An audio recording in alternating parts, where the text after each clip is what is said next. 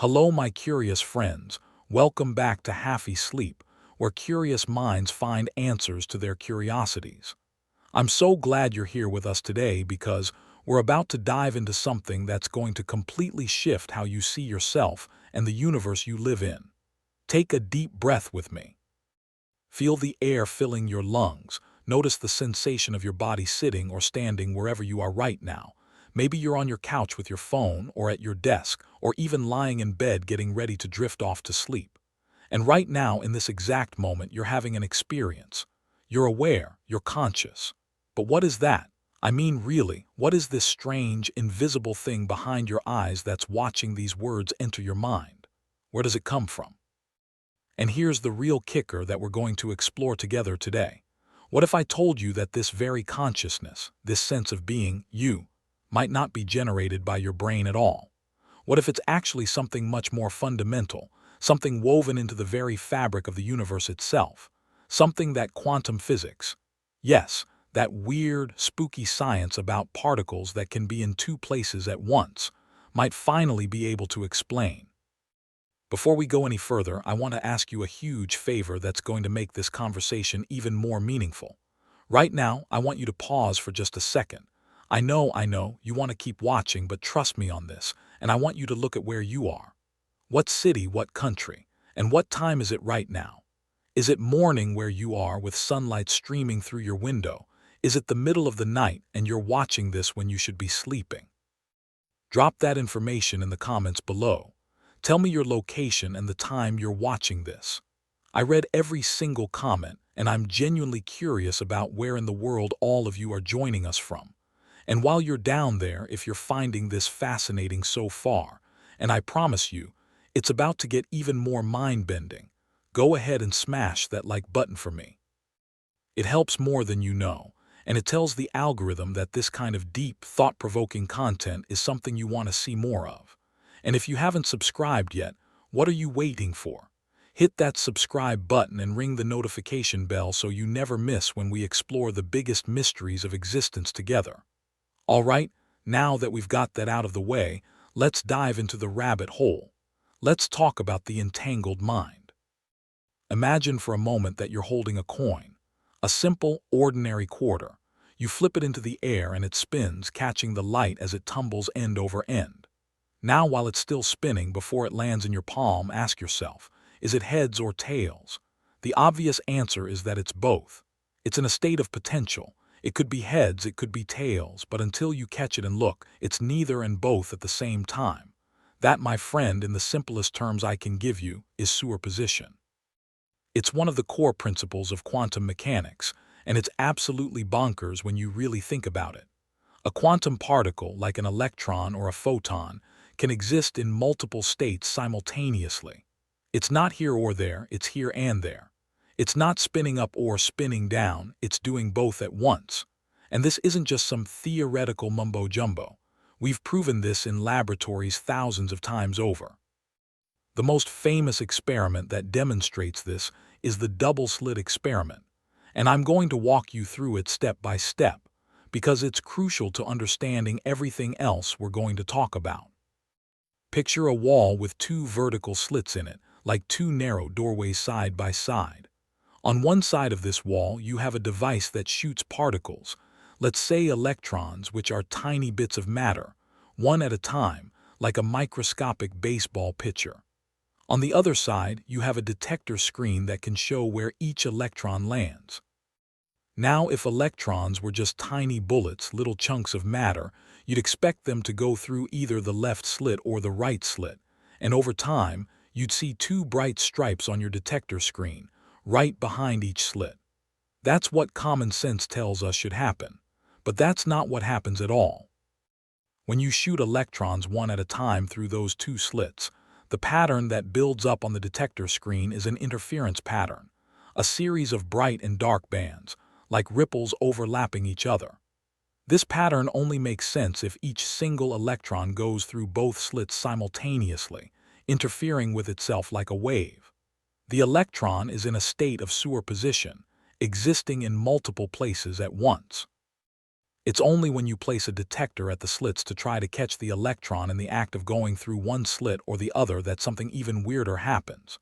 When you observe which slit the electron goes through, the interference pattern disappears, and you get those two bright stripes, just like the tiny bullets you originally expected. The act of observation, of measuring, of gaining information, somehow forces the electron to choose one state or the other. It collapses from its state of superposition into a definite reality. This brings us to the measurement problem, which is one of the biggest unsolved mysteries in all of physics. Why does observation cause this collapse? What counts as an observer? Does it have to be a person, a consciousness? Could a machine do it? These questions have been haunting physicists for over 100 years now, and they've led to all sorts of wild interpretations of what's really going on. Some physicists, like the pioneers of quantum mechanics, Niels Bohr, Werner Heisenberg, and the others in what we call the Copenhagen interpretation, basically threw up their hands and said, "Look, the math works, it predicts everything perfectly, but we can't know what's really happening. The universe at the quantum level is fundamentally probabilistic, and that's just how it is." But others weren't satisfied with that. They wanted to know the deeper truth. One of those people was a brilliant physicist named John Archibald Wheeler. Wheeler is the guy who coined the term black hole, and he spent his life thinking about the deepest questions in physics. In the 1970s, after decades of contemplating the measurement problem, Wheeler proposed something absolutely revolutionary. He suggested that we're not just passive observers of the universe, we're active participants in its creation. He called this the participatory universe principle. Wheeler realized that those delayed choice experiments we talked about aren't just strange party tricks of nature. They're telling us something fundamental about the relationship between consciousness and reality. The past isn't even fixed until it's observed in the present. Your consciousness, your act of observation right now, is somehow participating in determining what has already happened. It's not that the electron went through the left slit or the right slit, and we just didn't know which until we looked. It's that the electron genuinely hadn't decided which path to take until the moment of observation. And if that's true for a tiny electron, what does it mean for the entire universe? This is where things start to get really interesting, and where we begin to bridge the gap between quantum physics and consciousness. Because if observation is so fundamental to reality, then what is observation anyway? When you get right down to it, observation requires awareness. It requires a conscious experience of gaining information. And this is where we hit what's known in philosophy of mind as the hard problem of consciousness, a term coined by the philosopher David Chalmers in the 1990s. The hard problem is this: why do we have subjective experience at all? Why isn't everything just happening in the dark with no one to witness it? You can explain all the mechanics of the brain, the neurons firing, the neurotransmitters releasing, the electrical signals propagating, but none of that explains why there should be something it feels like to be you. Why does the processing of information in your brain come with this vivid, immersive, first-person experience? That's the hard problem, and it's been so difficult that many scientists have simply tried to ignore it or explain it away. But what if quantum physics gives us the missing piece? What if consciousness isn't something that the brain produces, but rather something that the brain receives or channels or participates in? This is the core idea behind the quantum consciousness hypothesis, and there are several different versions of this theory, each with its own fascinating details and implications. The most famous version, the one that most people have heard of if they've heard about this topic at all, is called orchestrated objective reduction, or ORCHR for short. This theory was developed by two unlikely collaborators, Sir Roger Penrose, a mathematical physicist who won the Nobel Prize for his work on black holes, and Stuart Hameroff, an anesthesiologist who spent his career studying how drugs turn consciousness on and off. What brought these two together was a shared conviction that classical physics, the physics of Newton's laws, of billiard balls and gears and deterministic cause and effect, could never explain consciousness. And they both thought that the answer had to lie in quantum mechanics, but they approached it from different angles. Penrose came at it from the mathematical and physics side. He was troubled by something called the halting problem in computer science, which proves that there are mathematical truths that can never be proven by any algorithmic process. If the brain were just a classical computer made of neurons, then consciousness shouldn't be able to know these unprovable truths. But Penrose believed that human mathematicians can indeed grasp these truths through intuition. This led him to conclude that consciousness must involve something non-computable, something that goes beyond classical information processing. He found this non-computable element in a particular interpretation of quantum mechanics that involves the spontaneous collapse of the wave function due to quantum gravity. In other words, he proposed that there's an objective physical process that causes quantum superpositions to collapse, and this process isn't random but is somehow related to the fundamental geometry of spacetime itself. He called this objective reduction. Stuart Hameroff, coming from the medical side, was trying to understand how anesthetic gases could so precisely and reversibly turn consciousness on and off. Anesthetics are remarkable drugs. At the right dose, they can take away your awareness while keeping many of your brain's automatic functions intact. Hameroff realized that for this to work, the drugs must be acting on some fundamental switch for consciousness, somewhere in the neurons. He discovered that anesthetics bind to tiny protein structures inside neurons called microtubules, which are like the skeleton of the cell. Microtubules are tiny cylinders made of protein subunits that form incredible lattices throughout every neuron in your brain. There are about 10 to the power 18 of them in your brain, which is a billion tiny structures, and they're incredibly sophisticated. They're not just passive scaffolding.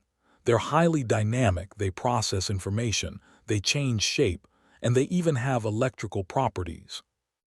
Hameroff proposed that these microtubules might be the site of quantum computation in the brain. He suggested that the tubulin proteins that make up microtubules can exist in quantum superpositions, and that these superpositions could be protected from decoherence, the tendency for quantum states to break down when they interact with the warm, wet, noisy environment of the brain, long enough to perform quantum computations. When Penrose and Hameroff found each other, they combined their ideas into orchestrated objective reduction orchard theory. The theory goes like this. Quantum computations occur in the microtubules, creating superpositions that represent different possibilities or proto-conscious events. These superpositions reach a certain objective threshold and spontaneously collapse due to Penrose's objective reduction process. Each collapse produces a moment of conscious experience, and the orchestrated part comes from the idea that many microtubules across many neurons are collapsing together in a coordinated way, producing the unified stream of consciousness that you experience. Now I know what you might be thinking. This sounds pretty far out there, right? A lot of scientists think so too, and they've raised some serious objections. The biggest objection has been what's called the problem of decoherence. The brain is a hot, wet, messy environment, and quantum states are incredibly delicate. They need to be isolated from all the jostling and bumping and thermal noise to survive. In the kind of quantum computers we build in labs, we have to cool them down to near absolute zero, almost as cold as it's possible to get, to maintain quantum coherence. The brain is room temperature, and it's full of water and ions and all sorts of things that should destroy quantum states in a fraction of a second. So how could quantum superpositions possibly survive long enough to do any meaningful computation? This is a valid criticism, and the orchard proponents have been working for decades to answer it. They've proposed that the microtubule structure itself might provide a kind of natural isolation, like a tiny padded room where quantum states can hide from the chaos. They've also pointed out that biology has evolved for billions of years to harness quantum effects in other contexts. For example, in photosynthesis, which is the process plants use to turn sunlight into energy, there's clear evidence of quantum coherence helping to transport energy efficiently. In bird navigation, Some species use quantum entanglement in their eyes to detect the Earth's magnetic field. So biology has figured out how to use quantum effects at room temperature. Why not in the brain? But there's another objection that goes deeper. Some critics argue that even if quantum computations were happening in microtubules, that still doesn't explain consciousness. You've just pushed the problem down a level. Why should quantum information processing be accompanied by subjective experience any more than classical information processing? And this is where we need to talk about some other quantum consciousness theories that approach the problem from different angles, because each one brings a different insight to the table. One of the most philosophically profound approaches comes from the physicist David Bohm, who worked with Einstein and made major contributions to quantum theory. Bohm was deeply troubled by what quantum mechanics seemed to be saying about reality, that it's fundamentally random, disconnected, and that the act of observation creates reality rather than discovers it. He proposed an alternative interpretation called the implicate order. According to Bohm, what we see as our everyday world, the world of separate objects, of cause and effect, of space and time, that's the explicate order. But beneath that, there's a deeper level of reality, the implicate order, where everything is interconnected, where every part contains the information of the whole, and where time and space as we know them don't exist in the same way. Think of it like a hologram.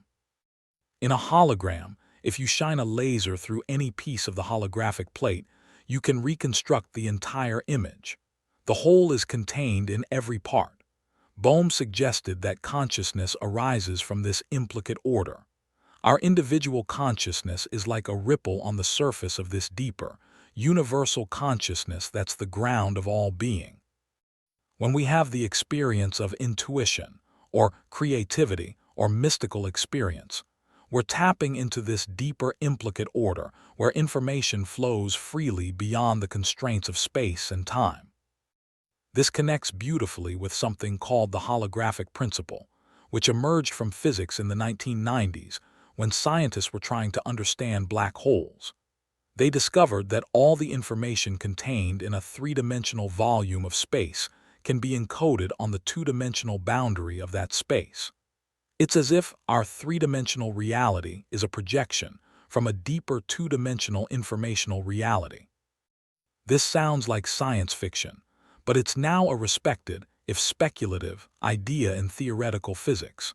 And it resonates perfectly with Bohm's implicate order and with ancient spiritual traditions that have long taught that the material world is Maya or illusion, a projection from a deeper spiritual reality. Speaking of ancient wisdom, we should talk about how these ideas, as radical as they seem in modern science, actually echo what mystics and contemplative traditions have been saying for thousands of years. In the Upanishads, the ancient texts of India, there's the concept of Brahman, the ultimate reality that's pure consciousness, and Atman, the individual self. The famous phrase Tat Tvamasi means you are that. The individual consciousness is identical with the universal consciousness. In Buddhism, there's the concept of emptiness or shunyata, which doesn't mean nothingness but rather that all phenomena are empty of inherent, independent existence. Everything is interdependent, interconnected. In the words of the Buddhist teacher Thich Nhat Hanh, interbeing describes how everything is connected to everything else. You can't point to a single thing that doesn't depend on everything else for its existence. This isn't just poetic philosophy. It's exactly what quantum mechanics tells us about the nature of reality. But let's get back to physics and look at another approach to quantum consciousness, one that comes more directly from trying to solve the measurement problem. This is where we return to John Archibald Wheeler's participatory universe, but we dive deeper into what it might mean. Wheeler wasn't just saying that observation affects reality. He was suggesting that information is the fundamental building block of the universe. He famously coined the phrase "it from bit," meaning that every particle, every object, everything in the physical world derives its existence from bits of information. When you observe something, you're essentially asking it a yes or no question, And the answer to that question is a bit of information that contributes to the creation of reality.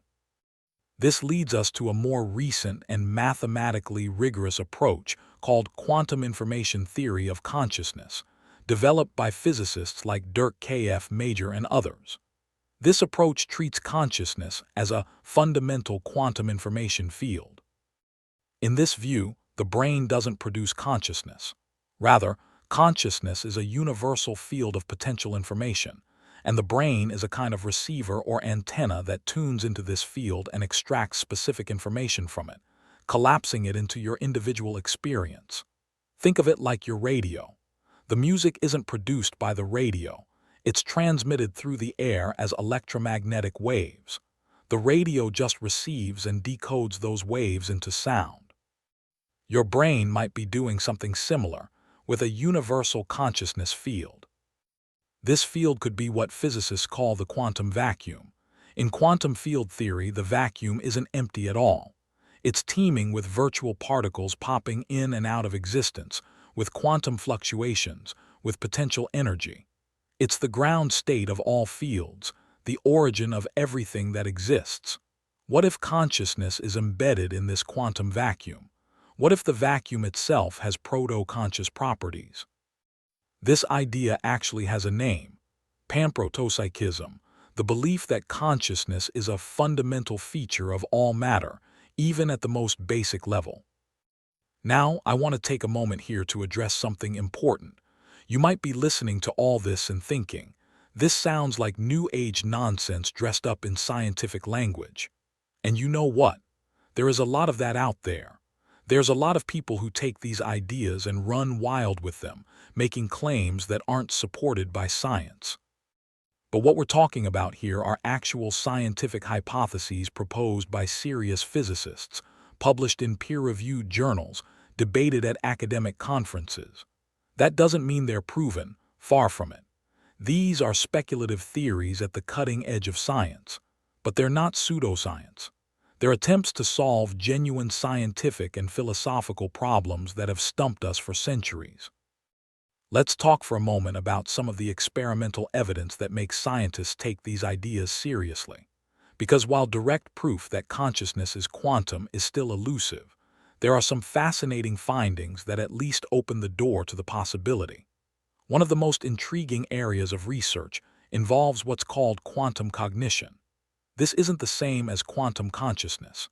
It's more about using the mathematical tools of quantum theory to model human behavior and decision-making. But what researchers have found is that human cognition behaves in ways that classical probability theory can't explain, but quantum probability theory can. Let me give you a concrete example because this is really cool. There's a famous experiment called the Scandinavian problem.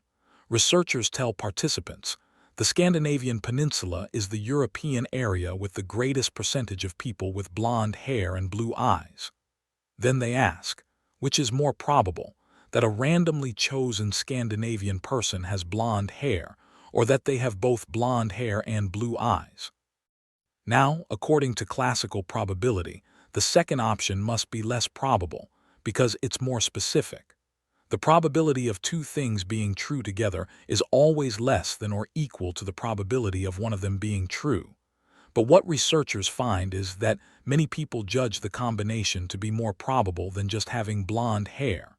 This seems irrational from a classical perspective. But here's where it gets interesting. Quantum probability theory can explain this perfectly. In quantum theory, the order of questioning matters. The context changes the outcome. When you first ask about blue eyes, you set up a mental context. Then when you ask about blonde hair, you're asking it within that context, and it changes the probability. This is exactly what we see in quantum mechanics, where measurement affects the system.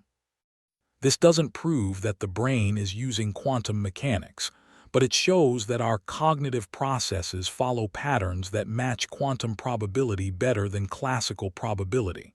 And that's suggestive, to say the least. Another line of evidence comes from studies of brain function using EEG and other imaging techniques. Some researchers have found correlations between brain activity and quantum phenomena that are hard to explain classically. For example, there's research suggesting that quantum entanglement might play a role in how different parts of the brain synchronize their activity. You see, one of the great mysteries of neuroscience is what's called the binding problem. When you look at an apple, different parts of your brain process different aspects. The color red in one area, the round shape in another, the shiny texture in another, the memory of what apples taste like in yet another. But you don't experience these as separate pieces of information. You experience one unified thing: apple. How does the brain bind all these separate processes into a single conscious experience? Classical neuroscience has proposed various solutions, like synchronized neural firing patterns, but these explanations have limitations. However, if different neurons or neural networks were quantum entangled, they would share a kind of connection that transcends space and time. If one entangled neuron fires, its entangled partner would instantly respond, no matter how far apart they are in the brain. This could provide a mechanism for the kind of instantaneous, holistic integration that consciousness seems to require. Now, the skeptic would point out that maintaining entanglement in the warm, wet brain is nearly impossible. But recent research has suggested that certain structures in the brain might be able to do exactly that. A study published in 2024 by researchers at Shanghai University looked at myelin sheaths, the fatty insulation that wraps around the axons of neurons. They proposed that these myelin cylinders might be able to produce and maintain quantum-entangled photon pairs. Myelin is interesting because it's a dielectric material, which means it can support electromagnetic fields in ways that might protect quantum coherence. The researchers developed mathematical models showing that under certain conditions, the myelin sheath could act like a tiny optical fiber, guiding photons and allowing them to become entangled. This entanglement could then synchronize neural firing across different parts of the brain. Now, this is still theoretical. No one has directly observed entangled photons in myelin yet, but it's a testable hypothesis, which is what makes it science rather than speculation. There's also research into what's called quantum tunneling in the brain. Quantum tunneling is when a particle can pass through an energy barrier that it classically shouldn't be able to cross. It's like rolling a ball up a hill that doesn't have enough energy to reach the top, but sometimes it appears on the other side anyway. This is a well-established quantum phenomenon that's actually essential for how the sun works. Protons in the sun's core tunnel through the electrical repulsion barrier to fuse together, releasing energy. In the brain, some scientists have proposed that quantum tunneling might play a role in how neurotransmitters are released at synapses.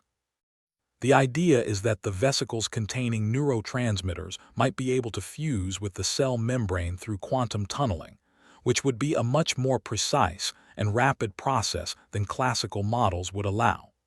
This could contribute to the brain's incredible speed and efficiency.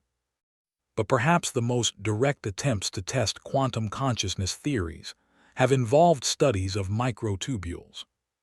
Stuart Hameroff and his colleagues have been conducting experiments for years trying to show that microtubules have quantum properties. In 2014, they published a paper claiming to have found evidence for quantum vibrations in microtubules, specifically a type of quantum effect called Froelich condensates. This is where the molecules in a system start vibrating in synchrony at a quantum level, like a microscopic choir all singing the same note. They used a special type of laser spectroscopy to look for these coordinated vibrations, and they claimed to find them. However, this research has been controversial, with other scientists questioning whether the effects they observed were truly quantum or could be explained by classical physics. More recently, in 2022, a different group of researchers used a new technique called atomic force microscopy to look at individual tubulin proteins, the building blocks of microtubules. They found that these proteins have electronic properties that might allow them to exist in quantum superpositions for surprisingly long times on the order of microseconds, which is an eternity in quantum terms. They also found that the proteins seemed to respond to anesthetic gases in ways that suggested the gases were disrupting quantum coherence. This is exactly what the Orchard theory predicts. But again, the jury is still out. These results need to be replicated and confirmed by independent labs before they can be accepted as solid evidence. You see, that's the thing about science at the edge. It's messy. It's controversial. It takes time. There's a tendency in popular media to present every new finding as a breakthrough that revolutionizes everything, but real science doesn't work that way. Real science is a slow, grinding process of proposing ideas, testing them, criticizing them, refining them, and testing them again. And that's exactly what's happening with quantum consciousness theories right now. They're being subjected to intense scrutiny, and that's a good thing. That's how we separate the wheat from the chaff. But let's step back for a moment and think about why this question matters so much. Why are so many brilliant scientists spending their careers trying to figure out if consciousness is quantum? Why does any of this matter to you, sitting there watching this video? Well, think about what it would mean if these theories turned out to be correct. If consciousness is fundamental and quantum, it changes everything about how we understand ourselves and our place in the universe. First, it would mean that consciousness isn't just a byproduct of complex computation. It would mean that consciousness is woven into the fabric of reality itself. You wouldn't be a biological robot that happens to have feelings. You'd be a participant in a cosmic process of reality creation. Your awareness wouldn't be trapped inside your skull. It would be connected to a universal field of consciousness. This isn't just philosophically interesting.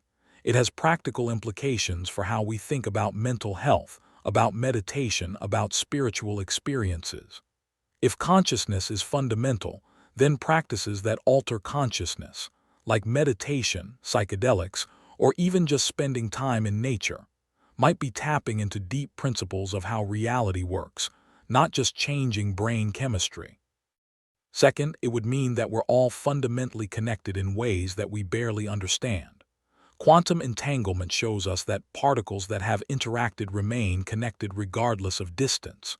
If consciousness is quantum, then we might all be entangled with each other and with the universe in profound ways. This could provide a scientific basis for phenomena that are currently dismissed as pseudoscience, things like telepathy, remote viewing, or the feeling of being stared at. Now, I'm not saying these things are real or that quantum consciousness proves them, but I am saying that if consciousness is quantum and non-local, then we have to be open to possibilities that classical physics would rule out. The universe might be much stranger and more interconnected than we've been taught. Third, it would have enormous implications for artificial intelligence. Right now, we're building AI systems that can process information in incredibly sophisticated ways, but they show no signs of being conscious. If consciousness requires quantum processes, then no matter how powerful our classical computers become, they won't be conscious. They might perfectly simulate human behavior, but there would be no one home, no subjective experience behind the processing. This would mean that the quest for conscious AI needs to focus not just on software and algorithms, but on developing quantum computational architectures that can support the kind of quantum coherence that consciousness requires. It would mean that consciousness isn't just about complexity. It's about a specific type of physical process. Fourth, it would revolutionize our understanding of death. If consciousness is produced by the brain, then when the brain dies, consciousness ends. That's the materialist view. But if consciousness is fundamental and the brain just receives it, then what happens when the brain stops functioning? Does consciousness continue in some form? Does it return to the universal field? This is obviously a huge question, and we have no scientific evidence to answer it definitively. But it's the kind of question that quantum consciousness forces us to ask seriously, rather than dismissing as wishful thinking. Now, I want to be very clear about something here. I'm not trying to sell you on any particular belief system. I'm not here to tell you that quantum physics proves that your consciousness survives death, or that we're all one universal mind, or that telepathy is real. What I'm trying to show you is that these are scientifically addressable questions. They're not outside the realm of science, and that's what's so exciting about this field. It's bringing together physics and philosophy and neuroscience, and even spirituality in a way that could lead to a true, unified understanding of reality. Let me tell you about another fascinating piece of this puzzle that's been getting a lot of attention recently. It's called the quantum Zeno effect, and it's one of those quantum phenomena that sounds like magic, but is completely real and experimentally verified. The quantum Zeno effect is where you can prevent a quantum system from changing its state by continuously observing it. It's named after Zeno's paradox from ancient Greece, but it's a real physical effect. Here's how it works. Normally, a quantum system that's in an unstable state will decay or change over time. But if you measure it frequently enough, you can effectively freeze it in its original state. Your observations are like little resets that keep the system from evolving. Now, some researchers have proposed that the brain might use something like the quantum Zeno effect to maintain quantum coherence. If neurons are continuously observing themselves or each other in a particular quantum state, they might be able to keep that state from decohering. This could be a mechanism for how the brain maintains the stable quantum states that consciousness would require. Some have even suggested that focused attention itself, the kind you develop through meditation, might be a macroscopic manifestation of the quantum Zeno effect. When you focus your attention on something, you're repeatedly measuring it with your consciousness, which could stabilize certain quantum states in your brain. This could explain why focused attention has such profound effects on brain function and subjective experience. This connects to another concept called quantum contextuality. In classical physics, the properties of an object are independent of how you measure them. A ball has a definite position and velocity, whether you're looking at it or not.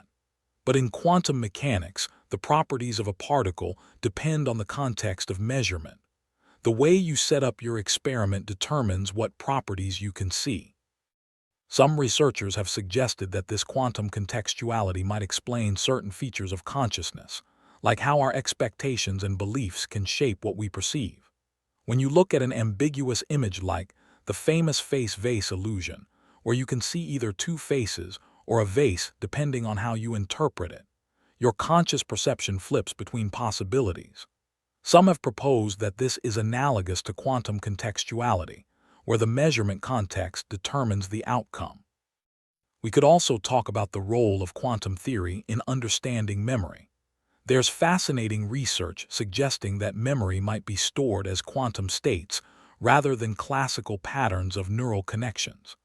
The idea is that specific quantum superpositions in microtubules or other neural structures could represent memories.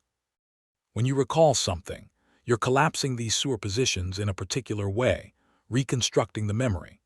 This could explain why memories are so reconstructive and why they can be influenced by current context, because each recall is a new quantum measurement, slightly different from the last. It could also explain the phenomenon of false memories, where quantum uncertainties in the recall process lead to slight alterations that become incorporated into the memory. And then there's the whole field of quantum biology, which has been exploding in recent years. We've discovered quantum effects in photosynthesis, as I mentioned, where quantum coherence helps plants capture sunlight with almost 100% efficiency. We've found quantum tunneling in enzyme reactions, which are the workhorses of cellular chemistry. We've discovered that some birds use quantum entanglement in their retinas to detect magnetic fields for navigation. If quantum effects are so widespread and important in biology, is it really so crazy to think they might be involved in the brain? The more we learn about life at the molecular level, the more we realize that nature has been using quantum mechanics all along. We just didn't know what to look for. Let's also consider the temporal aspects of consciousness. When you experience something, you don't experience it as a series of discrete snapshots. You experience it as a flowing stream, a continuous now. But what is the now? In physics, there's nothing special about the present moment. The equations of both classical and quantum mechanics work just as well forward in time as backward. There's no physical law that picks out now as special, but consciousness does. Your subjective experience is always in the present. Some quantum consciousness theorists have proposed that this is because consciousness is intrinsically tied to the collapse of the wave function, which happens in the present moment. Each moment of now is created by a quantum collapse, and the flow of time is the succession of these collapses. This is sometimes called the specious present in philosophy, the window of time that we perceive as now, and some have suggested it corresponds to the frequency of quantum collapses in the brain. We're told this could be on the order of 40 times per second, which is interesting because we know that our brains process information in certain frequency bands, like gamma waves around 40 Hz. Could these gamma oscillations be the electromagnetic signature of quantum collapses happening in microtubules throughout the brain? This is speculative, but it's the kind of hypothesis that can be tested. If we could detect quantum signatures in neural activity that correlate with conscious experience, that would be strong evidence for these theories. Let me also tell you about the work of physicist Henry Stapp, who developed his own quantum theory of consciousness based on the von Neumann interpretation of quantum mechanics. Stapp's approach is particularly interesting because it tries to be rigorous about the role of the observer in quantum mechanics.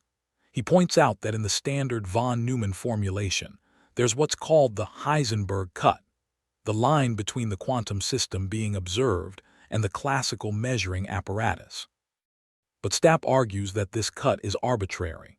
You can keep pushing it back until you realize that the only thing that's truly not quantum mechanical is conscious experience itself. Stapp proposes that consciousness acts as the final link in the chain of observation, and that this is a real physical process described by quantum mechanics. He suggests that the brain, through quantum processes, presents possibilities to consciousness, and consciousness then chooses which possibility becomes actual. This provides a physical basis for free will that's consistent with quantum mechanics. Your conscious choices aren't random quantum events, nor are they determined by classical physics. They're something new, genuine choice that participates in shaping reality. This brings us to a crucial point about free will. In classical physics, everything is deterministic. If you knew the exact position and velocity of every particle in the universe, you could in principle predict the entire future. There's no room for free will. In standard quantum mechanics, there's randomness, but randomness isn't free will either. Your choices can't be truly free if they're just the result of random quantum jumps. But if consciousness plays an active role in quantum collapse, if it's not just a passive observer but a participant, then maybe we can have a form of free will that's neither deterministic nor random, but genuinely creative.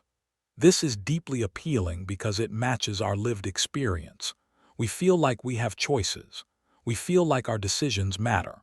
Quantum consciousness theories offer a way for that feeling to be more than just illusion. Now, I want to take a step back and talk about why all of this is so hard to study scientifically.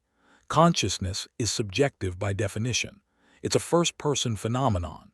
Science, as it's traditionally practiced, is third-person. It studies objective phenomena that can be measured from the outside. So how do you bring a first-person phenomenon into a third-person science? This is called the problem of bridging the subjective-objective gap, and it's one of the biggest challenges in consciousness studies. Quantum mechanics might offer a solution because in quantum mechanics, the observer and the observed are inseparable. The act of measurement affects the system. There's a built-in subjectivity in quantum mechanics. Physicists don't like this. Many of them would prefer a quantum theory that doesn't require observers, but it's been there since the beginning, and no interpretation has successfully removed it. Some researchers have proposed that consciousness studies might finally force physics to take its own implications seriously. For 100 years, physicists have been using quantum mechanics while trying to ignore the role of consciousness. They've developed interpretations like the many worlds interpretation, which says that every quantum measurement splits the universe into multiple parallel worlds, so you don't need consciousness to collapse anything. The universe just branches. Or there's the de Broglie-Bohm pilot wave theory, which adds hidden variables to restore determinism. These interpretations are attempts to make quantum mechanics more classical, more objective. But what if the original Copenhagen interpretation was right, and consciousness really does play a fundamental role? What if the reason we haven't solved the measurement problem is because we're afraid of the answer? This brings us to perhaps the most radical and philosophically rich of all the quantum consciousness frameworks, the one that integrates the three principles of mind, consciousness, and thought as articulated by Sydney Banks and recently developed into a mathematical framework by researchers like Dirk K.F. Major. This approach starts from a completely different premise than traditional science. Instead of starting with matter and trying to figure out how consciousness emerges from it, it starts with consciousness as fundamental and tries to understand how matter emerges from consciousness. This is what we call a top-down approach rather than a bottom-up approach. According to the three principles framework, there are three fundamental, formless, universal principles that underlie all of reality. The first is universal mind, which represents the creative intelligence behind the universe, the source of all potential, the driving force of creation. The second is universal consciousness, which is the capacity for awareness itself, the substrate through which everything is experienced. The third is universal thought, which is the creative mechanism that transforms the formless potential of mind and consciousness into the specific, structured realities that we experience. These principles are formless and eternal, existing before space, time, and matter. They represent a non-dual reality, a unified whole from which all apparent diversity emerges. In this view, individual consciousness isn't produced by the brain. It's a localized excitation in a universal consciousness field, much like a particle is a localized excitation in a quantum field. This is beautifully analogous to what we see in quantum field theory, where the entire universe can be described as different excitations of underlying quantum fields. There's an electron field, a photon field, a quark field, and all the particles we see are just different ways these fields vibrate. What if there's also a consciousness field? The mathematical framework that's been proposed to describe this is called the extended standard model of a consciousness field. It uses the same mathematical tools as quantum field theory, creation and annihilation operators, field potentials, symmetry breaking, to model how universal consciousness differentiates into individual conscious experiences. The idea is that in the early universe, before the Big Bang or right at the moment of it, there was a pure, undifferentiated consciousness field.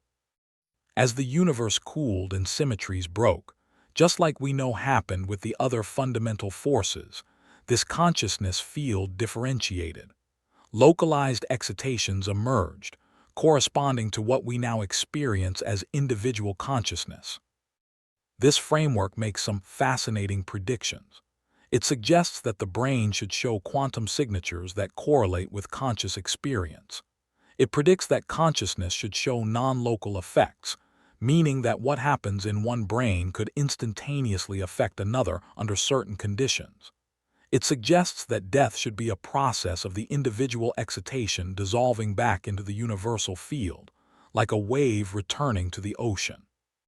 And perhaps most provocatively, it suggests that what we call the laws of physics are not fundamental, but are habits of thought that have become stable in the universal consciousness field.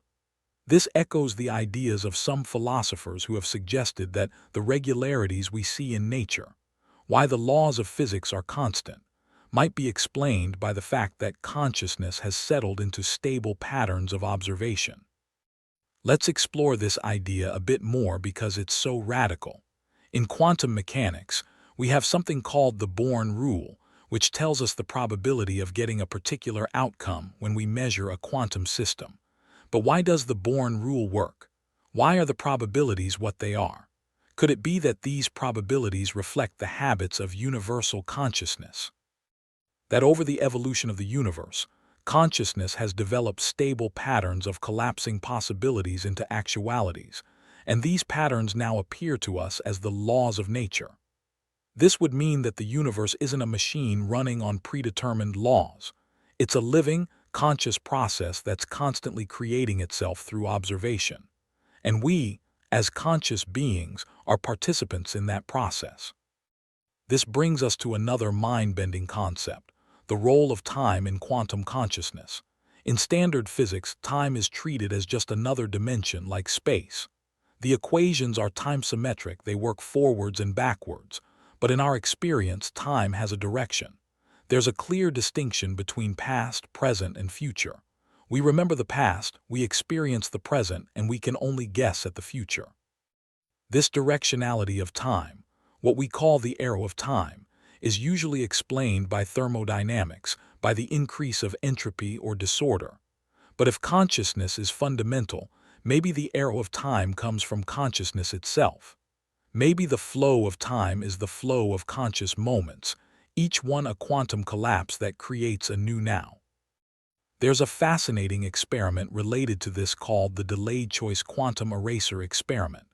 It's a more complex version of the double-slit experiment. Here's how it works. Photons are sent through a double-slit apparatus, but they're entangled with other photons that carry information about which path they took. Later, you can choose whether to measure that information or erase it. What you find is that the choice you make now, whether to erase the path information or not, affects whether the original photon showed interference or not, even though that photon has already been detected. In other words, a choice you make now seems to affect what happened in the past. This has been experimentally confirmed. It's real. Wheeler extended this idea to propose what he called the participatory universe on a cosmic scale. He suggested that the universe might have evolved in such a way that conscious observers would arise, and that these observers, by their observations, would contribute to the creation of the universe's history. It's almost as if the universe needed consciousness to complete its own existence. This is mind-blowing stuff, and it's not fringe science. These are respected physicists, following the implications of quantum mechanics to their logical conclusions. Now I want to spend some time talking about the hard problem of consciousness again, because it's really at the heart of why we're having this conversation. The philosopher David Chalmers, who coined the term, distinguishes between what he calls the easy problems of consciousness and the hard problem. The easy problems are things like: how does the brain process information? How does it discriminate between stimuli? How does it integrate information? How does it produce behavior? These are difficult scientific questions, but they're the kind of questions we know how to approach. We can study neurons, map circuits, develop computational models. The hard problem is different. It's simply, why is there subjective experience at all? Why does all this processing come with an inner experience, a what it's like to be something? Now, materialist neuroscience has tried various approaches to the hard problem. Some have suggested that once we solve all the easy problems, the hard problem will dissolve. Others have argued that consciousness is an illusion, that our brains are just fooling us into thinking we're having subjective experience. But these approaches feel unsatisfying. They don't match our lived reality. I know I'm conscious. You know you're conscious. It's the most certain thing we know. As Descartes said, I think, therefore I am. Consciousness is the one thing we can't doubt. Quantum approaches to consciousness offer a different path. Instead of trying to explain consciousness away as an illusion or as something that will emerge from complexity, they suggest that consciousness is fundamental. The hard problem is hard because we're asking the wrong question. We're asking how consciousness emerges from matter, when really we should be asking how matter emerges from consciousness. This flips the whole problem on its head. If consciousness is the ground of being, then the question isn't why we have subjective experience, but rather how the physical world, the world of matter and energy and space and time, emerges from this fundamental consciousness. This is where we can return to those three principles we talked about.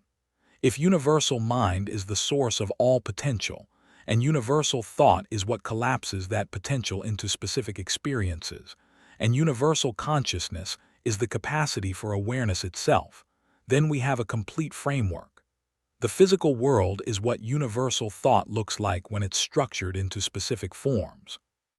Your individual consciousness is what universal consciousness looks like when it's localized through a brain and body.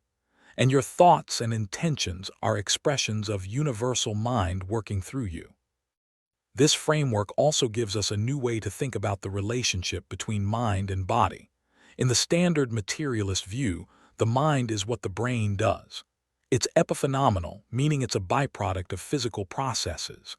But if the mind is more fundamental, then the brain is what the mind looks like from the outside. Your brain states don't cause your mental states. Rather, your mental states are reflected in your brain states. This would explain why we see such tight correlations between brain activity and mental experience. But it would also allow for the possibility that mental states could affect brain states in ways that go beyond classical causation. This would be a form of downward causation, where higher-level mental processes affect lower-level physical processes. This brings us to the role of intention and attention. If consciousness is fundamental and quantum, then your focused attention might have real physical effects. There's a whole field of research called parapsychology that studies phenomena like telekinesis and remote viewing, and it's been controversial because the effects are small and often hard to replicate. But if consciousness is quantum, these phenomena become at least theoretically possible, though they would be limited by decoherence and other quantum constraints. Your intentions might be able to bias quantum probabilities in your brain, and perhaps even in the world around you, though the effect would be tiny. This is deeply speculative, but it's the kind of speculation that quantum consciousness makes possible. Let's also consider the implications for the evolution of consciousness. If consciousness is fundamental, then consciousness didn't evolve from matter. Rather, matter evolved within consciousness. The universe didn't start as unconscious particles that eventually became conscious. It started as a universal consciousness field that gradually differentiated and complexified, eventually giving rise to individual conscious beings. This would mean that the evolution we see in the fossil record, the development of life, the increasing complexity of nervous systems, isn't the evolution of consciousness, but the evolution of vehicles for consciousness. Consciousness was there all along, waiting for brains sophisticated enough to support rich individual experience. This perspective also sheds light on the mystery of why the universe seems fine-tuned for consciousness. There are about 24 fundamental constants in physics: the strength of gravity, the mass of the electron, the speed of light, and so on. If any of these constants were changed by even a tiny amount, stars wouldn't form, or chemistry wouldn't work, or life couldn't exist. The universe seems incredibly precisely tuned to allow for conscious observers. This is called the anthropic principle. In the materialist view, this is just a coincidence, or perhaps there are many universes and we happen to be in one that supports life. But in the quantum consciousness view, the universe is fine-tuned for consciousness because consciousness is what creates the universe. The laws of physics are what they are because they're the stable patterns that emerged from universal consciousness. Now I want to address something that often comes up when we talk about these ideas. People say, this is just replacing one mystery with another. You haven't explained consciousness. You've just said it's fundamental.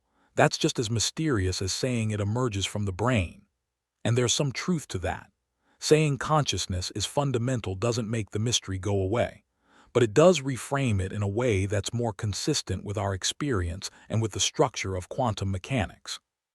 Throughout the history of science, when we've faced phenomena that couldn't be reduced to simpler components, we've often found that they're fundamental. Electric charge is fundamental. Mass is fundamental. Spacetime itself might be fundamental. Maybe consciousness is just another entry on that list. The difference is that consciousness is subjective, while the other fundamentals are objective. But quantum mechanics has already shown us that the line between subjective and objective isn't as clear as we thought. The observer affects the observed. Measurement is participatory. Maybe we're ready for a science that includes subjectivity as a fundamental component, rather than trying to exclude it. Let's also talk about the practical implications of all this for our daily lives. If consciousness is quantum, what does that mean for how we should live? Well, for one thing, it suggests that our state of mind matters in ways we might not have imagined. If consciousness is connected to a universal field, then our thoughts and emotions might have effects that ripple out beyond our own brains. This is a common idea in spiritual traditions. The concept of sending positive thoughts or prayers, the idea of karma, the belief that we're all connected. Quantum consciousness gives these ideas a potential physical mechanism. Your coherent, positive mental states might entrain similar states in others through quantum resonance. Your focused intention might bias probabilities in subtle ways. This also suggests that practices that cultivate coherent states of consciousness, like meditation, mindfulness, yoga, contemplative prayer, might be doing something very real at a quantum level. When you meditate and achieve a state of deep coherence, where your mind is calm and focused, you might be creating stable quantum states in your brain that allow for better information processing, clearer perception, and perhaps even non-local connections. The growing body of research showing the benefits of meditation for mental health, cognitive function, and even physical health might be explained by these quantum effects. Meditation might literally be training your brain to maintain quantum coherence. And what about creativity? Where do new ideas come from? In the materialist view, they're just novel combinations of existing information. But in the quantum consciousness view, creativity might involve tapping into the universal field of potential, accessing possibilities that aren't limited by classical logic. The aha moment of insight, when a new idea suddenly appears fully formed, might be a quantum leap, a collapse of a creative supposition that was exploring many possibilities simultaneously. This would explain why creativity often seems to come from nowhere, why we can't force it through sheer effort. It requires a receptive state, a letting go that allows the quantum mind to do its work. Let's also consider the implications for mental health. Many mental health conditions involve rigid, repetitive patterns of thought. Depression, anxiety, obsessive-compulsive disorder. These all involve getting stuck in particular mental states. If consciousness is quantum, these might be understood as decoherence or as getting trapped in particular quantum states. Treatment might involve ways to restore quantum coherence or to facilitate new quantum collapses that break out of the stuck patterns. Some have even speculated that certain psychiatric medications might work not just by changing neurotransmitter levels, but by altering the quantum environment in the brain, making it easier for new patterns to emerge. Now, I want to share with you a particularly fascinating recent development in this field. In 2025, a paper was published in the journal Advances in Physics that proposed what they called a universal consciousness as foundational field model. This is one of the most ambitious attempts yet to create a mathematical framework that integrates consciousness with quantum field theory. The researchers started with the three principles we discussed earlier and built a rigorous mathematical model using the same techniques that have been so successful in particle physics. In their model, universal consciousness is represented by a scalar field, which they denoted by the Greek letter phi. This field has a potential energy function, V phi, that determines how it behaves. In the early universe before symmetry breaking, this field was in a high-energy symmetric state where consciousness was undifferentiated. Then, as the universe cooled, the field underwent what's called spontaneous symmetry breaking, similar to how the Higgs field gave mass to particles. This symmetry breaking created the differentiated consciousness that we experience, with localized excitations corresponding to individual conscious beings. The model uses quantum field theory operators to describe how universal thought acts on the universal consciousness field to create specific experiences. They define an operator, called thought operator, that acts on the conscious field to collapse superpositions into definite states. This is mathematically analogous to how measurement operators work in quantum mechanics, but they're proposing that this happens at a fundamental level, not just as an interpretation of quantum mechanics, but as an extension of it. What's remarkable about this framework is that it makes testable predictions. It predicts that consciousness should exhibit quantum-like statistics even at macroscopic scales. It predicts that there should be correlations between conscious experiences that can't be explained by classical information transfer.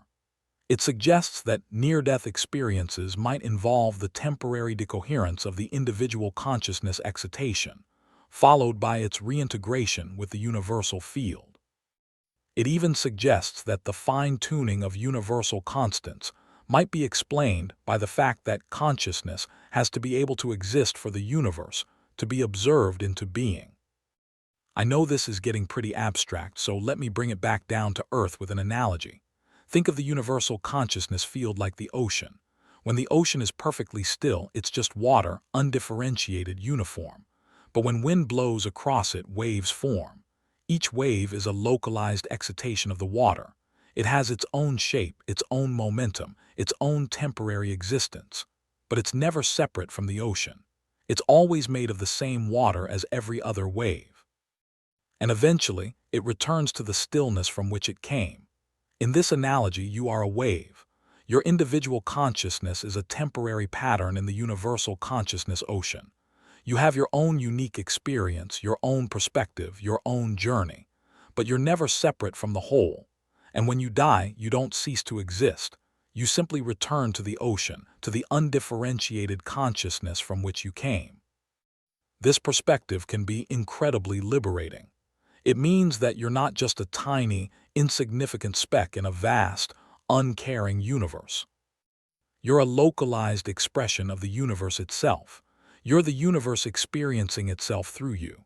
As the poet Alan Watts used to say, you are not a drop in the ocean, you are the ocean in a drop. Quantum consciousness theory gives us a scientific language to talk about this ancient wisdom. Now, I want to spend some time talking about the connection between quantum consciousness and the mystery of life's origin. The origin of life is another one of those great scientific mysteries. How did non-living matter become living, conscious beings?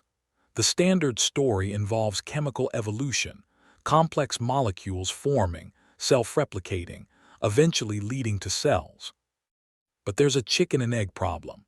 You need complex molecules to store and process information, but you need information processing to create complexity. Some researchers have proposed that quantum processes might have jump-started life. Quantum coherence could have allowed molecules to explore many possible configurations simultaneously, finding the right ones much faster than classical trial and error. And if proto-consciousness is a property of matter itself, then the first life forms might have been quantumly entangled with their environment in ways that allowed for a primitive form of awareness. Life and consciousness might have co-evolved from the very beginning, with quantum processes providing the bridge. Let's also consider the role of quantum effects in evolution itself. The standard neo-Darwinian synthesis treats evolution as a classical process, random mutations plus natural selection. But what if mutations aren't entirely random? What if quantum effects in DNA could bias mutations in certain directions? This is highly speculative, but some have proposed that quantum tunneling in DNA might allow for coordinated mutations that would be extremely unlikely classically. This could accelerate evolution and explain some of its creative leaps. And if consciousness is quantum, then perhaps the entire evolutionary process is a kind of learning algorithm of the universal consciousness, exploring different possibilities and selecting for those that increase the richness of experience. Let me tell you about another fascinating concept that's relevant here: quantum Darwinism. Just as biological Darwinism explains how traits are selected for based on fitness, quantum Darwinism explains how classical reality emerges from quantum weirdness. The idea is that quantum states that are robust against decoherence, that can survive interaction with the environment, are the ones that get imprinted on the environment in multiple copies. These states become the classical states we experience. They are selected by the environment just as organisms are selected by their environment. Some researchers have suggested that consciousness might work similarly. Certain patterns of quantum information are robust and get selected as the content of consciousness, while others decoherence away. Now let's get even more speculative for a moment and talk about dreams. What are dreams? The classical view says they're just the brain's way of processing memories and emotions, random neural firings during sleep. But from a quantum consciousness perspective, dreams might be when the brain's connection to the universal consciousness field is less constrained. During REM sleep, the brain is in a highly coherent state, with synchronized neural firing across many regions. This might allow for less filtered access to the universal field. Your dreams might be explorations of quantum possibilities, alternative timelines, or connections to a deeper level of reality. This would explain why dreams can be so creative, so bizarre, so seemingly random yet sometimes deeply meaningful. They might be your individual wave dipping back into the ocean, tasting the wider reality before returning to the surface. Similarly, what about altered states of consciousness, near-death experiences, mystical experiences, psychedelic experiences?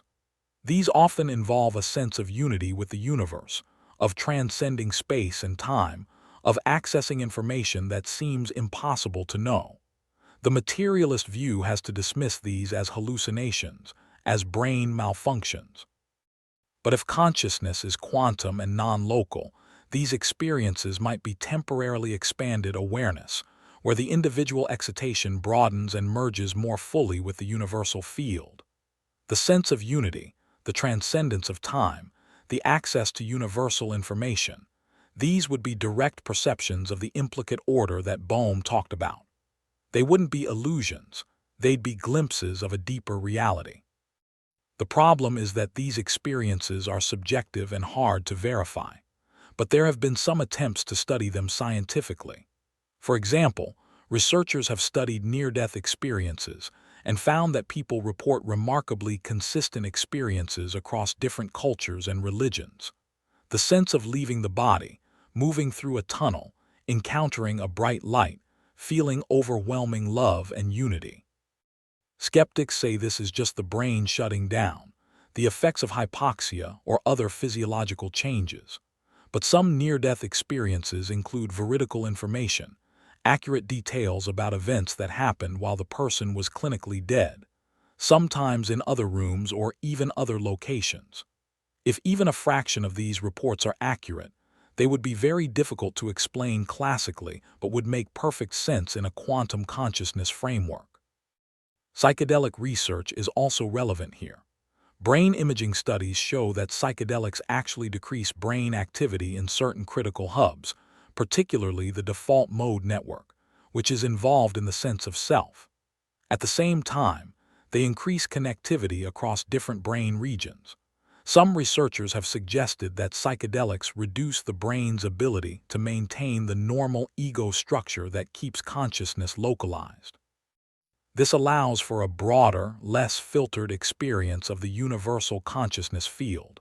The sense of ego dissolution, of unity, of transcendent insight.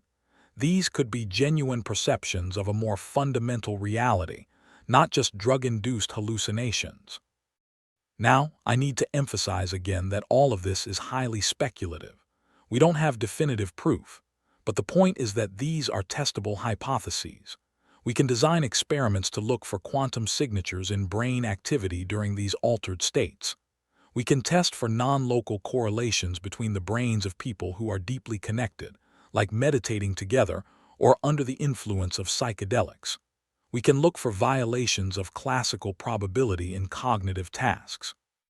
This is real science, even if it's at the speculative edge. Let me also address the role of mathematics in all of this. Some critics have said that quantum consciousness theories are just mathematical games, that you can use quantum math to model anything if you try hard enough. But that's not quite fair. The mathematics of quantum theory is incredibly specific and constrained.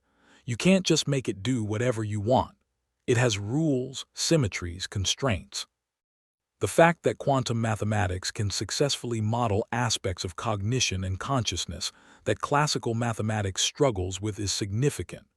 It suggests that something quantum-like is going on, even if it's not literal quantum mechanics. But again, many of us suspect it is literal, that the brain has evolved to harness actual quantum effects because they provide computational advantages that classical processes can't match. Think about the brain's efficiency.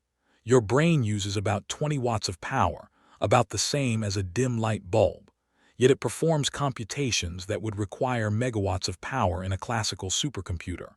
How is it so efficient? It might be because it's using quantum parallelism, the ability to compute many possibilities simultaneously. While a classical computer has to try each possibility one after another, a quantum computer can explore all possibilities at once. If your brain is doing this, even in a limited way, it could explain its remarkable efficiency and its ability to solve problems that stump classical computers, like recognizing faces or understanding language. This brings us to the question of artificial intelligence and the future of machine consciousness. As I mentioned earlier, if consciousness requires quantum processes, then our current AI systems, no matter how powerful, will never be conscious. They might be able to perfectly simulate human conversation, solve complex problems, even pass the Turing test, but there would be no inner experience, know what it's like to be that AI. This has enormous ethical implications. It means we don't have to worry about AI suffering or having rights. But it also means that if we want to create truly conscious machines, if that's even a good idea, we need to develop quantum computing architectures that can support the kind of quantum coherence we see in the brain. And we need to understand how the brain does it, which is why this research is so important. On the other hand, if consciousness doesn't require quantum processes, if it's just a matter of classical complexity, then we might be much closer to conscious AI than we think. This is why the question of quantum consciousness isn't just academic. It has real-world implications for how we develop technology and how we think about the future of intelligence, both biological and artificial. Let's also consider the environmental implications. If consciousness is fundamental and we're all entangled with each other and with nature, then our relationship with the environment becomes much more intimate. The idea that we're separate from nature, that we can exploit it without consequence, is based on classical thinking. But if we're quantumly connected to the whole web of life, then harming nature is harming ourselves. This could provide a scientific basis for ecological ethics, for understanding that we're part of a living, conscious cosmos. Indigenous cultures have understood this for millennia, but modern science has dismissed it as animism or superstition. Quantum consciousness might show that indigenous wisdom was right all along. We are all connected, and everything is alive in some sense. Now, I want to share with you some of the most cutting-edge research that's happening right now. There's a group of researchers who are trying to develop what they call a consciousness meter, a device that could detect consciousness in brains or potentially in other systems. They propose using quantum non-demolition measurements to detect the signatures of quantum coherence associated with consciousness. The idea is that consciousness might have a unique quantum signature that could be detected, much like how we can detect the quantum signatures of superconductors or Bose-Einstein condensates. If such a device could be built, it would revolutionize medicine. We could detect consciousness in patients in comas or vegetative states. We could monitor consciousness during anesthesia to ensure patients are truly unconscious. We could even potentially detect consciousness in animals, helping us understand what they experience. There's also research into quantum biology that's looking for quantum effects in other living systems. Scientists are studying how enzymes use quantum tunneling to speed up chemical reactions by orders of magnitude. They're studying how plants use quantum coherence to achieve near-perfect efficiency in photosynthesis. They're studying how some bacteria might use quantum entanglement to sense their environment. Each of these findings makes it more plausible that the brain, the most complex biological system we know, also uses quantum effects. Let's also talk about the role of mathematics and information theory in all of this. There's a deep connection between quantum mechanics and information. As John Wheeler said, it from bit. In quantum information theory, we talk about qubits, quantum bits of information that can exist in superpositions of 0 and 1 simultaneously. The entire universe can be described as a quantum information processing system. Some physicists have even suggested that spacetime itself might emerge from quantum entanglement, what's called the EPR conjecture, which suggests that wormholes, Einstein-Rosen bridges, are equivalent to entangled particles, Einstein-Podolsky-Rosen pairs. This is some of the most abstract, cutting-edge physics being done today, and it's all pointing to the idea that information and entanglement are more fundamental than space, time, and matter. If we take this seriously, then consciousness might be the ultimate information processor, the thing that processes information at the most fundamental level. Your brain, with its 86 billion neurons and trillions of connections, might be the most sophisticated information processing system in the known universe, but it's processing information that exists at a quantum level. It's extracting bits of information from the quantum foam, collapsing possibilities into the actuality of your experience, moment by moment. Now let me try to tie all these threads together for you because I know we've covered a lot of ground. We've talked about quantum superposition and entanglement. We've talked about the measurement problem and the participatory universe. We've talked about specific theories like Orchor, Bohm's implicate order, and the quantum information approach. We've talked about experimental evidence and philosophical implications. We've talked about dreams, altered states, evolution, AI, and the meaning of it all. Here's what I want you to take away from all of this. Consciousness is the greatest mystery we face. It's the one thing we know directly, and yet we can't explain it. Quantum mechanics is the most successful scientific theory in history, and yet we don't truly understand what it's telling us about reality. These two mysteries might be two sides of the same coin. The fact that quantum mechanics includes the observer in such a fundamental way isn't a bug in the theory, it's a feature. It's telling us that consciousness isn't something separate from the physical world that needs to be explained by it. Consciousness is part of the physics. The theories we've discussed, from Penrose and Hameroff's Orchor to Bohm's implicate order to Wheeler participatory universe to the quantum information approaches, each bring different pieces of the puzzle. Orchor gives us a specific biological mechanism. Bohm gives us a philosophical framework. Wheeler gives us a cosmological context. The quantum information approach gives us mathematical tools. The three principles framework gives us an integrated model.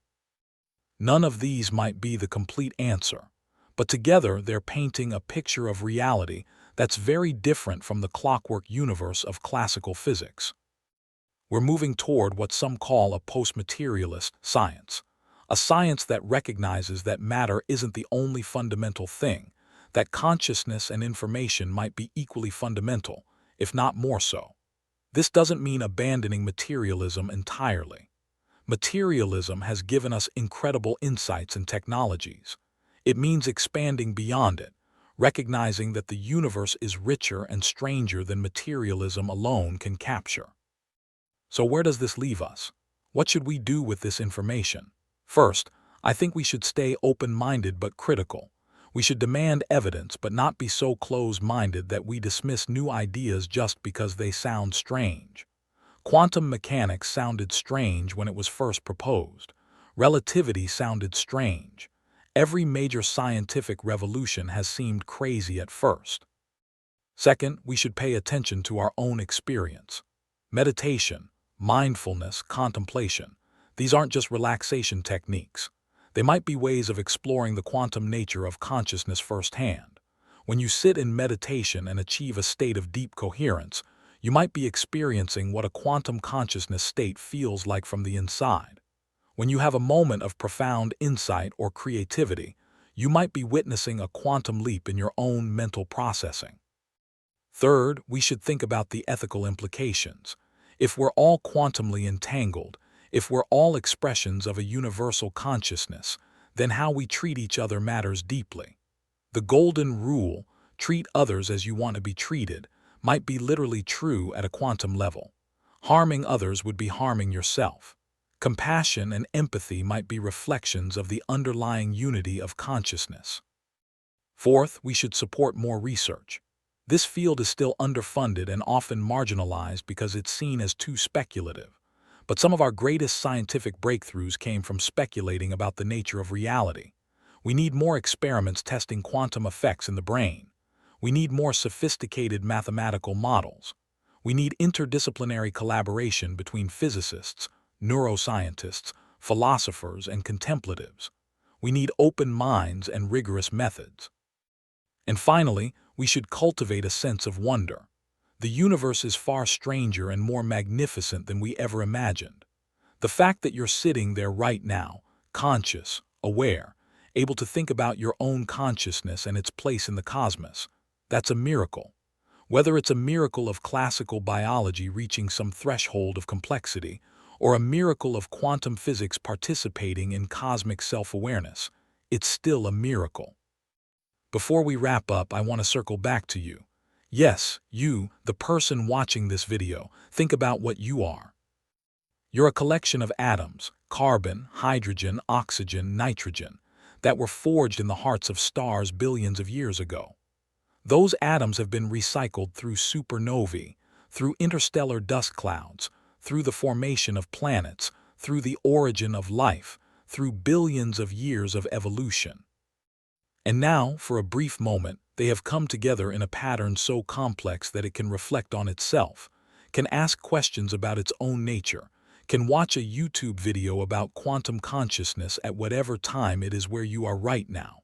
Whether that pattern is classical or quantum, it's extraordinary. You are the universe waking up to itself. And here's the thing, if consciousness is fundamental, then you never were just a passive collection of atoms. You were always a participant. Your subjective experience isn't an illusion or an epiphenomenon. It's real and it's part of the fabric of reality. Your choices matter. Your attention matters. Your love matters. These aren't just poetic sentiments. They might be fundamental aspects of how the universe works. Now, I promised you a complete picture and I've tried to give you that. But I also have to be honest with you. We don't have all the answers. We're at the beginning of a journey that might take decades or centuries to complete. We might look back on today's quantum consciousness theories the way we look back on early theories of electricity or magnetism. Important first steps, but incomplete and in some ways wrong. But that doesn't make them any less valuable. They're opening doors to new ways of thinking, new experiments, new possibilities. The great physicist Richard Feynman once said, "It is important to realize that in physics today, we have no knowledge of what energy is. We do not have a picture that energy comes in little blobs of a definite amount. It is not that way. We've been using the concept of energy for centuries, and we're still not entirely sure what it is at its most fundamental level. Consciousness might be similar. We might come to understand it better through quantum physics, but we might never have a complete, reductionist explanation, and maybe that's okay. Maybe the universe is such that some mysteries remain, that consciousness must always have some element of irreducible mystery because it's the thing doing the explaining." So where do we go from here? Well, the research continues. New experiments are being designed. New mathematical tools are being developed. New interdisciplinary collaborations are forming. Slowly, painstakingly, we're building a new picture of reality, one that includes consciousness as a fundamental player, not just an accidental byproduct. For you, the viewer, what can you do? Stay curious. Keep questioning. Explore your own consciousness through meditation, reflection, creativity. Pay attention to synchronicities and connections in your life. They might be more than just coincidence. Read widely, both hard science and contemplative wisdom. The truth is likely to be found somewhere in the dialogue between them. And most importantly, don't be afraid of the unknown. The universe is stranger than we can imagine, but we're part of that strangeness. We're not separate from it. We are the universe becoming aware of itself. Whether that's happening through quantum superpositions in microtubules or through some other mechanism we haven't discovered yet, the fact remains. You are conscious, you are aware, and you are participating in the greatest mystery of all. Before I say goodnight, I want to ask you one more time to engage with me and with this community. Look at that comment section below. I want you to type out where you are in the world right now and what time it is as you're watching this. Are you in New York at 3 a.m., unable to sleep because your mind is racing with these big ideas? Are you in Mumbai during your lunch break, sneaking in some deep philosophy between meetings? Are you in Sydney, watching this as you wind down for the evening? Are you in Sao Paulo just starting your day with a cup of coffee? I want to see the tapestry of humanity that's watching this video, all these consciousness points lighting up around the globe. And while you're down there, tell me what you think about all this. Does the idea that your consciousness might be entangled with the universe excite you, terrify you, confuse you? I read every single comment and I love having these conversations with you. And if you found this video valuable, if it stretched your mind and made you think about reality in a new way, please give it a thumbs up. And if you're new here, hit that subscribe button and ring that notification bell. We're going to keep exploring these big questions together, and I don't want you to miss any of it. We're building a community of curious minds here, and I'd love for you to be part of it. As we come to the end of this journey tonight, I want to leave you with this thought. Whether consciousness emerges from quantum processes in your brain's microtubules, or whether your brain is a receiver for a universal consciousness field, or whether reality itself is a participatory process that requires you as an observer, whatever the ultimate truth turns out to be, one thing is certain. Your consciousness is precious, it's mysterious, and it's connected to everything else in ways we're only beginning to understand. The universe took billions of years to create a brain that can ask these questions. That's not an accident. That's not trivial. That matters. So as you go about the rest of your day or night, however you're spending it, remember that you're not just a passive observer of your life. You're a participant. Your attention, your intention, your awareness, they're active ingredients in the reality you're creating moment by moment. Treat that power with reverence. Use it wisely. Cultivate coherence, curiosity, compassion, and never stop wondering. All right, my friend, it's time for me to say goodbye and good night. Wherever you are in the world, whether it's morning, afternoon, or the middle of the night, I hope you sleep well, dream deeply, and wake up tomorrow a little more awake to the mystery of your own being. Thank you for spending this time with me, for allowing me to be part of your consciousness for these past few thousand words. Until next time, keep your mind open, your heart curious, and your spirit adventurous. This is your friendly neighborhood consciousness explorer, signing off. Good night, and may your dreams be as quantum entangled with wonder as the universe itself.